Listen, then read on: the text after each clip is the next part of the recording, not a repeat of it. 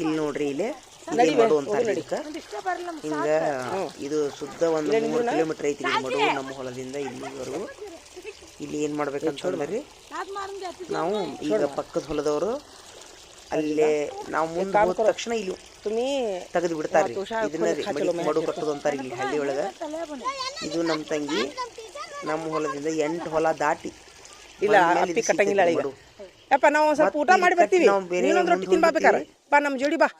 ಇಲ್ಲ ಬಾ, ಇಲ್ಲಿ ಬಾ ಯಪ್ಪ, ನಾನು ಬುತ್ತಿ ತಂದಿನಿ ಊರಾಗಿಂದ ತಿಂದು ಒಟ್ಟು ನಮ್ಮ ತಂಗಿಗೆ ಸಹಕಾರ ಕೊಡ್ರಪ್ಪ. ಇಲ್ಲೇ ಇರ್ತಾಳಕಿ ಪಾಪ. ಅಕ್ಕಿಗೂ ನಾ ಏನು ಮಾಡೀನಿ, ಸಿಳಿ ಮಿಳಿ ಕೊಡೋದು 1,000 ರೂಪಾಯಿ ಕೊಟ್ಟಿನಿ. 1 ವಾರ ಆತಕ್ಕೆ ಅಡ್ಡಾಡಕ್ಕೆ ಕುಂತು ಉದ್ರಿ ಬರ್ಕೊಳಕ್ಕೆ ಉಳಿದು ರೊಕ್ಕ ಮುಂದಿನ ವರ್ಷ ಕೊಡೋಣಂತ.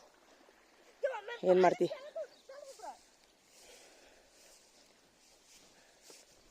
ಸಹಕಾರ ಕೊಡ್ರಪ್ಪ. ನಾವು ಬೇರೆ ಊರಾಗ ಇರ್ತೀವಿ, ನೀವು ಒಟ್ಟು ಸಹಕಾರ ಕೊಡ್ರಪ್ಪ. ತಾಯಿ ಮಗಳಿಗೆ ನಮ್ಮ ಹೊಲದ ಕೆಲಸ ಅವರ ಮಾಡ್ತಾರೆ. ನಾ ಕೊಡೋದು ರೊಕ್ಕ ಇರಲ್ಲ, ಆದ್ರೆ ಆಕಿ ಬಂದು ಕಷ್ಟಪಡ್ತೈತಲ್ಲ ಅದು ದೊಡ್ಡದು. ಇದು ನೋಡಿ ಸಾಲಿ ಹುಡುಗಿ ಅದು ಪರೀಕ್ಷೆ ಟೈಮ್ನಾಗ ಇದು ಅಡ್ಡಾಡಕ್ಕಂತೈತಿ. ಊರಾಗ ಯಾರೂ ಆಳು ಸಿಗೋಲ್ರಪ್ಪಿ. ಬಾಯಿ ನುಸ್ವಂಗೆ ಹೇಳಿದ್ವಿ, ಅವಕ್ಕಿ ಏನಂತ ಆಡ್ತ ಹಂಗೆ ಯವ್ವ ಹ್ಞೂ ಅಂತಾರವ್ವ ಮನೆಯನ್ನಾರ ಆದಂಗೆ ಆಗಂಗಿಲ್ಲ ಅಂತಂತಾಳಕ್ಕಿ.